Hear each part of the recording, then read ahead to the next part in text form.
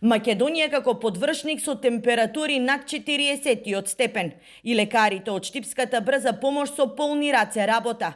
Дневно само во една смена имаат над 20 колапси. И додека државата е во портокалова фаза, секој се разладува како знае и умее, но има и такви кои во најжешкиот дел од денот треба да работат за да заработат. Види, шпицо е речеме во 2 сато, меѓутоа што да правиме? Нема топло температура, мора да се вози за едно парче леп. Сабале одеме на базенто, на ладовинка, прибереме се дома вечер, па отидеме, тука се изладиме и тоа е уствари заштита. Друго не може да се защити. Дома, под кој има клими, под клими.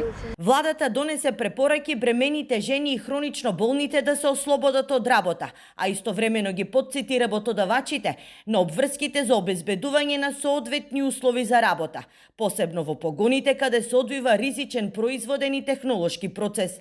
И лекарите советуваат фабриките да бидат климатизирани, да се прават микропаузи по 5 минути на секој час, како и тоа на работниците да им се овозможи период на преадаптација, пред да влезат во автобусите со кои се превезуваат. Привлегување во автобусите и излегување исто така треба да има голема предпазливост, затоа што температурата во автобусот е една, надвор е друго. Исто така привлегување во фабриките и излегување при паузите од промената од едно климатизирано место, до промената на неклиматизирано место, најчесто настануваат последици што може да настане мозочен удар. Покрај лесната облека, пиењето на многу течности и консумирање на лесна храна, лекарите алармираат, посебно до работниците кои на овие високи температури мора да работат на отворено, задолжително да ја заштитуваат тилната регија.